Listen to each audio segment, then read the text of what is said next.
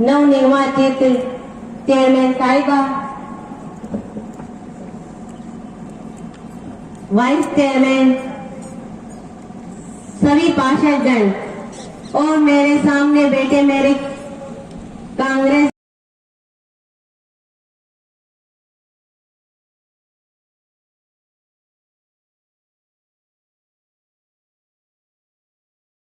मंच पर आपके हमारे सबके आदरणीय और हमारे जैसे युवाओं के प्रेरणा स्रोत आदरणीय सूर्य कुमार जी जैन साहब, बूंदी जिले की जिला की सब जीजी के नाम से जानते हैं।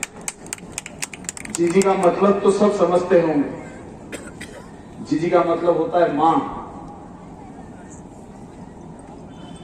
और मां इस धरती का सबसे पवित्र, इस धरती का सबसे मजबूत, सबसे गहरा, यदि कोई क्षेत्र के लोगों की रिपोर्ट देखते हुए और इस बार जो मुहिम सबने ठानी कि 10 साल से जो भ्रष्टाचार इस नैनवा की धरती पे हुआ, जो अन्याय इस नैनवा की जनता के साथ में हुआ, उस अन्याय से, उस भ्रष्टाचार से इस नगर पालिका को यदि मुक्त कराना है तो कांग्रेस पार्टी का बोर्ड बनाना ही होगा। उसके तहत हमने काम किया और बहुत बधाई देना चाहता हूं। वाइस चेयरमैन बने खुद की मेहनत से, खुद के हुनर से, पार्टी के लिए बहुत समर्पित भाई आबिद जी। समझ जीते हुए कैंडिडेट्स को बहुत बधाई देना चाहता हूं, और जो नहीं जीत सकते उनको भी बधाई देना चाहता हूं। और उसका पतन समझ भी अहंकार का कारण बनती, तो काला टीका भी जरूरी है। लेकिन मैं सबसे ज्यादा धन्यवाद देना चाहता हूं नैनवा की जनता का, नैनवा के एक एक व्यक्ति का, जिन्होंने ये तय किया कि आने वाले समय में इस नैनवा के अंदर भ्रष्टाचार को रोका जाएगा। और उन्होंने तय किया कि वो केवल और केवल कांग्रेस के माध्यम से हो सकता है। 2 बार भारतीय जनता पार्टी को वोट दिया, लेकिन जनता संतुष्ट नहीं हुई। और नैनवा में मैं भी 7 साल से विधायक हूं। इन 7 सालों में 5 साल तक राज भारतीय जनता पार्टी का था, निरंतर पूरे 5 साल उन्हीं के चेयरमैन थे। हमारे कार्यकाल में तो हमको 3 ही साल मिलेंगे, लेकिन 3 बॉल पर 3 छक्के मारेंगे, चिंता मत।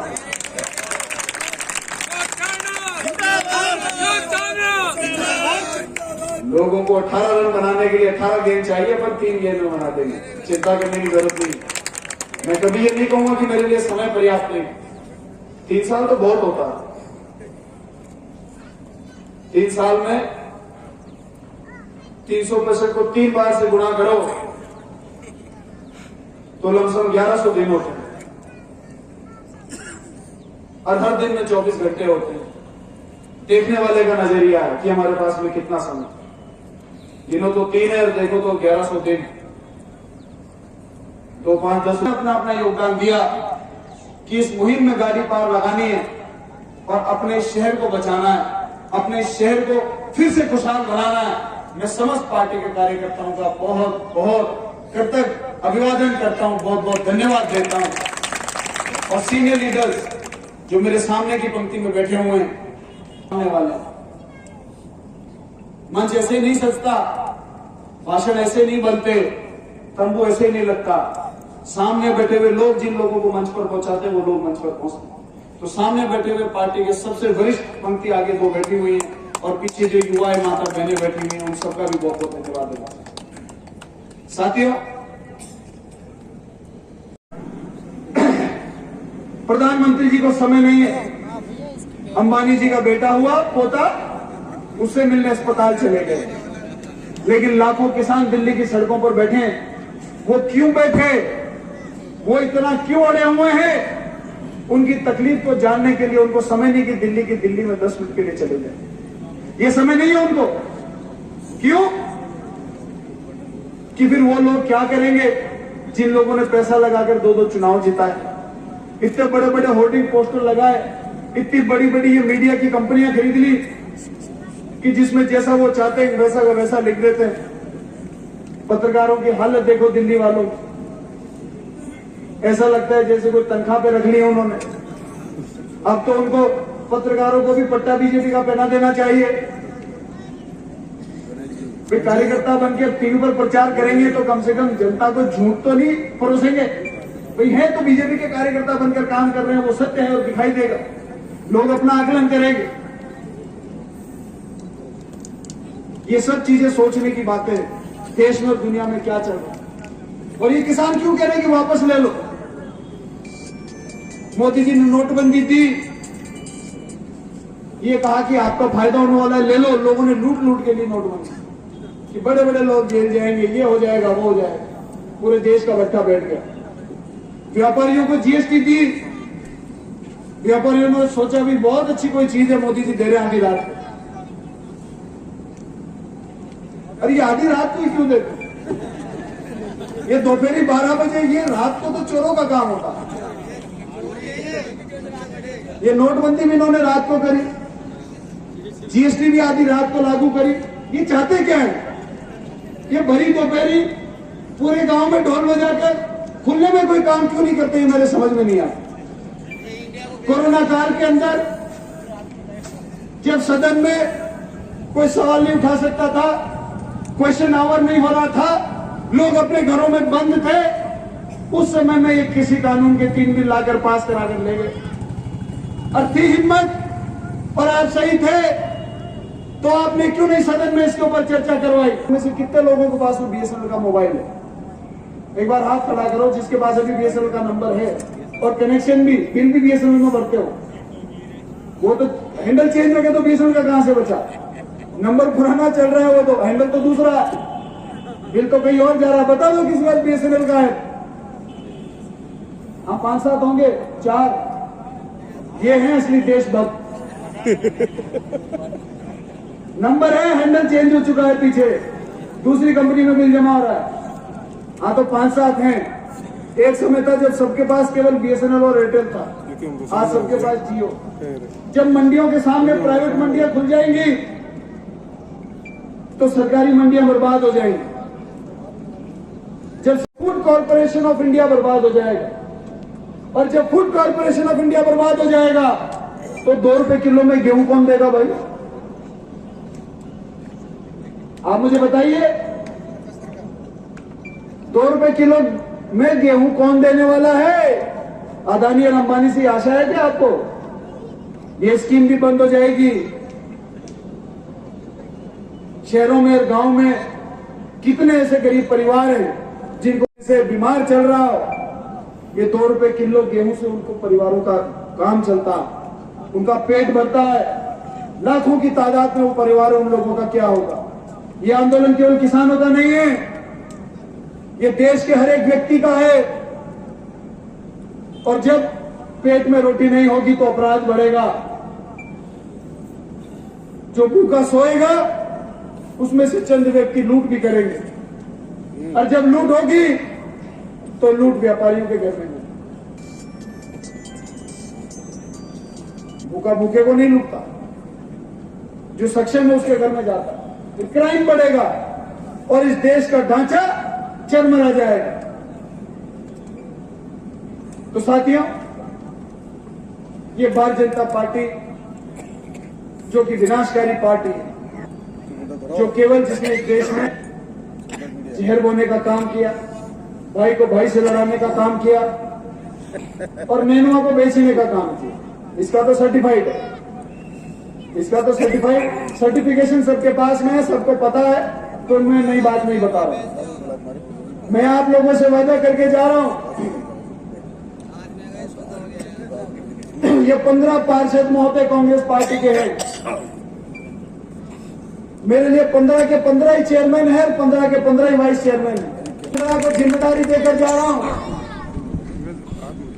कि इस नगर पालिका प्रेमाइसिस के अंदर यदि मेरे नेनुआ का कोई व्यक्ति आए, चाहे वो किसी जाति का हो, किसी धर्म का हो, पैसे वाला हो, बिना पैसे वाला हो, किसी भी वर्ग का हो, उसका इस नैनवा नगर पालिका के अंदर किसी भी काम के लिए उसका 1 रुपया नहीं लगना चाहिए। यदि हम इस 5 साल के कार्यकाल में विकास कार्य करना तो मेरा काम है, मैं रोज यहां बैठ नहीं सकता हूं। ये अंदर तो सुधार आप 15 पार्षदों को, चेयरमैन साहिबा को और वाइस चेयरमैन महोदय को, आप सब 15 को मिलकर एकजुटता से इस लड़ाई को लड़ना पड़ेगा। मेरा काम है जयपुर में रहकर जयपुर से जो पैसे नैनवा के लिए आ सकते हैं, मेरा काम है इसकी वीडियोग्राफी करवाना, एक एक गली की वीडियोग्राफी कराना, तालाबों की कराना, पब्लिक पॉइंट्स की कराना, पब्लिक पार्क्स की कराना, यहाँ के कॉलेज और स्कूल की कराना, यहाँ की गलियों की वीडियोग्राफी कराना, ताकि 3 सालों के बाद में क्या बदलाव लाए हैं वो काम कराना मेरा काम। अपन काम बांट लेते हैं और भ्रष्टाचार मुक्त नगर पालिका बनाना ये आप 15 लोगों का आपकी जिम्मेदारी में दे रहा हूं। बड़े उम्मीद के साथ में और बड़े विश्वास के साथ में इस शहर की जनता ने कांग्रेस को वोट दिया है और वो आप लोगों को भी पता है कि इसी वादे पर दिया है कि हम सब मिलकर एक भ्रष्टाचार मुक्त नगर पालिका बनाएंगे। इस नैनवा नगर पालिका की कोई भी जमीन किसी भी भूमाफिया के कमाई का साधन नहीं बनेगी। कानून के तहत शहर में रहने वालों का जिनका अधिकार बनता है उन लोगों के काम वो जमीन आएगी, सब लोगों को बराबर अधिकार मिलेगा। ये इस विश्वास के ऊपर लोगों ने अपने को वोट दिया। मैं साथ ही साथ उन सभी को चेताना चाहता हूं जो भी लोग भूमाफियाओं के साथ में मिलकर इस दफ्तर में गपड़म सपड़म करते हैं। यदि इस 5 साल के कार्यकाल में किसी ने भी बुरी नजर डाली, जैसे मोदी जी के मित्र किसानों का पैसा अपनी जेब में डालने की कोशिश कर रहे हैं, वैसे नैनवा की जनता का पैसा अपनी जेब में डालने की किसी ने कोशिश करी तो किसी भी कीमत पर उनको माफ नहीं किया जाएगा।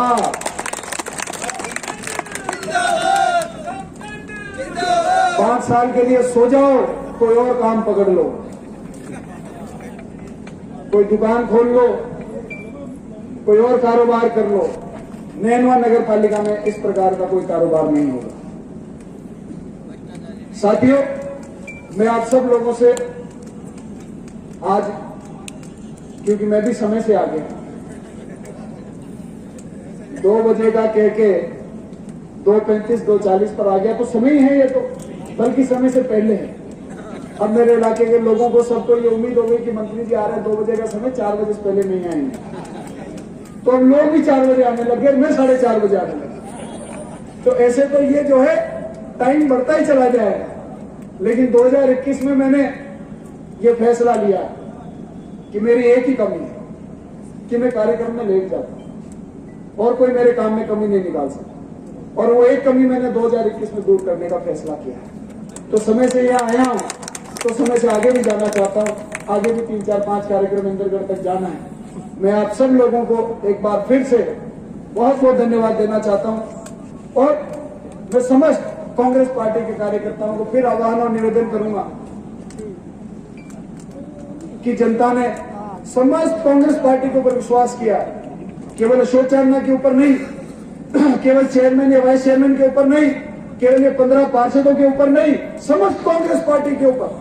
तो आप सब लोग भी यदि इस चीज के ऊपर नजर रखेंगे, पार्षदों को गाइड करते रहेंगे, उनकी मदद करते रहेंगे, उनको सही रास्ता दिखाएंगे, तब मिलकर अपन सब मिलकर जनता के मुद्दों के ऊपर कामयाब हो पाएंगे।